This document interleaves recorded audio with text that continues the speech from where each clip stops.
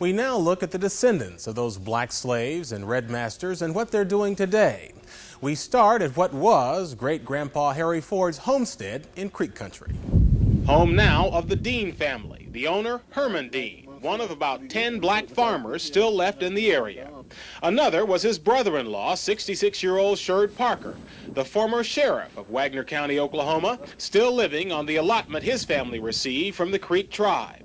Sherrod mainly raises cattle. He says he stayed in farming while others have gotten out because of his dad. He always told us kids, if you take care of the farm will take care of you. We went to the old Cherokee capital of Tahlequah, where the local bank displays its name in both English and Cherokee. I wanted to hear the language spoken, so my cousin, Maurice Shepard, stopped a buddy on the street. Hello, Sil. You all right? His name is Walter Whitekiller, which means one of his ancestors killed a white person. There are also Cherokees named Mankiller, Sixkiller, and Tenkiller. We dropped by a meeting of the 5 civilized tribes and found most tribes have kicked the blacks out. That was one of the things that the Creek people wanted to do, was to get it back to where that the Muskogee Creek Indians would have full control. The chief says there were no major complaints, but when the Cherokees did the same thing, 92-year-old Roger Nero filed a lawsuit. And they just rejected us. Chief Wilma Mankiller says she sympathizes that it was not her decision, but my job now is to uphold the Constitution. In the federal lawsuit and appeal, the Cherokees won. But among the Seminoles, the historically close relations between black and red have not changed. We have 12 Indian bands and the 2 freedmen bands. Lawrence Cudjoe, head of the Bruner Band, says it's because Seminoles and their slaves fought together against the U.S. Army. Our forefathers, they died together. And the help that the freedmen gave the Seminole, the Indians, was so, they made a blood treaty that they, as long as the water flows and the oak tree grows, that they would be a part of that nation. They were just that close. Near Muskogee, we met 76-year-old Napoleon Davis, whose grandparents were slaves of the Creeks.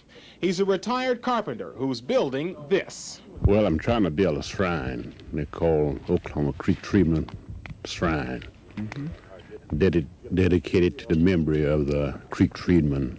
He hopes descendants of Indian slaves will come here to share and record much of the oral history that is so rapidly dying out. We seem like we are people that sit down and wait for other people to write our history, and it's not good.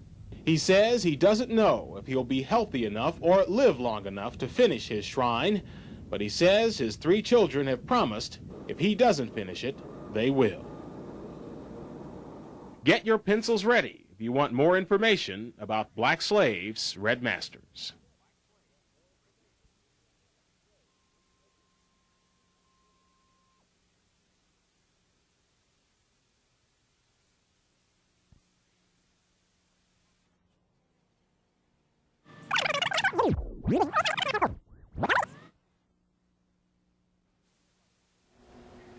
If you would like a book list on this subject, you can write to Judy Lipner, Greenwood Press, 51 Riverside Avenue, Westport, Connecticut, 08860, or call her at 203-226-3571.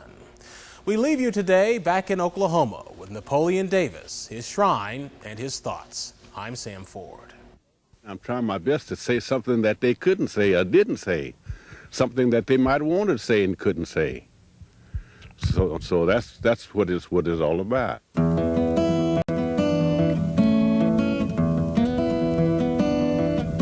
There's one kind of favor I ask for you.